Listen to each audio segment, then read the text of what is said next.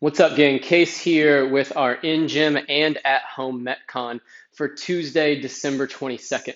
We've got 5 rounds for time today, a 30-calorie row for men, 25 for women, or a 400-meter run if you're doing this at home and don't have access to a rower. Then you've got 16 goblet lunges and 12 Russian kettlebell swings. Intended stimulus for this workout as far as time is concerned is that 16 to 20 minute range. So we're going to cap this at 22 minutes and also think about setting a pace that you can maintain for that 16 to 20 minute window. Run and row are going to take you around roughly that 2 minute mark. So budget that. That's going to be a majority, likely a majority of your work time today is going to be on that row or that run. Let's talk about running to begin if you're doing that today. Remember, big things that we always like to focus on are relaxed shoulders, tall posture, and then quiet steps. If you take quiet steps, you're likely going to shorten your stride up a little bit. The reality is most people overstride, they pound too hard, they get too much impact. That's where a lot of running injuries come from. Also, it's just less efficient when you overstride because you're putting an object out in front of your center of gravity, and then you're having to almost hit the brakes and then return with acceleration. If you keep those shorter, smaller steps where you're striking right beneath yourself, you can lean forward, you can use gravity to your advantage. You don't have as much resistance on that run. So tall posture, relax those shoulders, quiet steps. That's going to make you shorten up that stride a little bit, and that'll keep that run efficient for today. Can't just go easy on the run because it is a majority of the workout, so you do need to push the intensity there to a degree. From here, we've got rowing.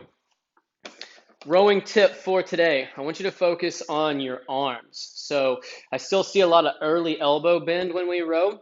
We use that breaking the twig analogy when we talk about barbell movements sometimes to set our shoulder in a good position. I want you to do the same thing with that oar today. So I want you to turn that grip over like you're doing a pull-up. So you're getting that top knuckle forward. And then I want you to break into that handle like you're breaking a twig. And what that'll do is it'll help you keep that arm stiff. When we get our arms, our shoulders internally rotated, and we're not breaking into the twig, we're more likely to bend early. So big full grip, breaking in, that way the shoulders set in a good position.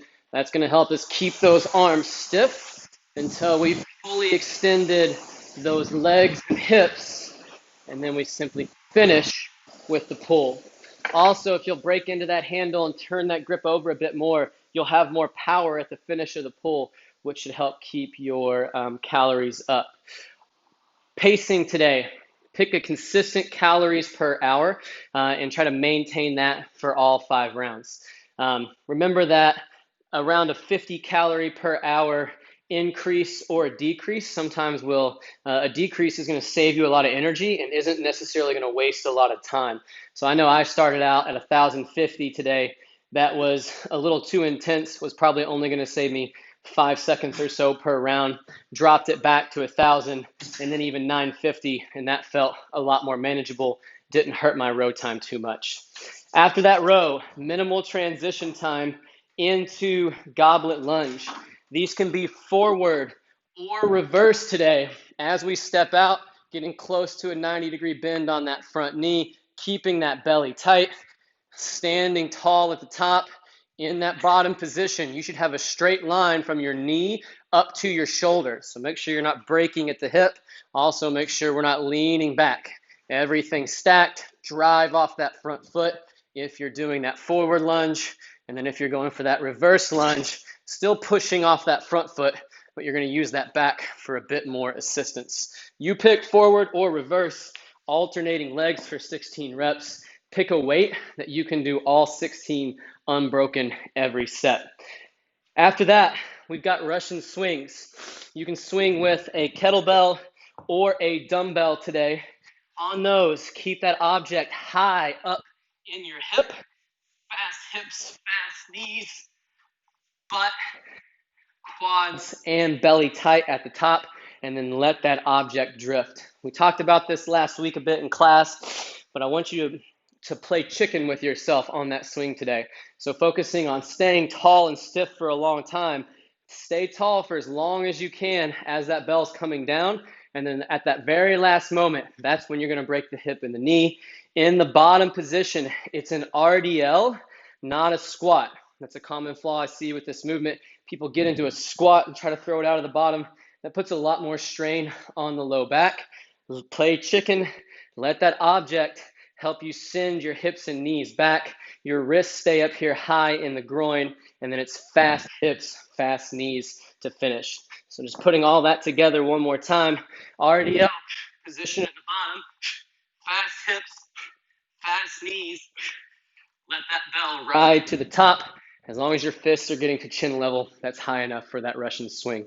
Same thing on those. Pick a weight today that's going to allow you to move through all 12 swings unbroken.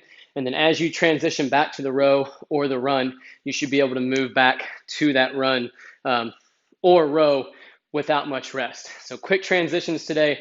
You shouldn't really have to rest between any of these movements or break them up. You should be moving consistently for that 16 to 20 minutes. So pick weight appropriately and push the run and the row appropriately for that too. Good luck on today's Metcon, and we'll see you back tomorrow for some more strength and conditioning work.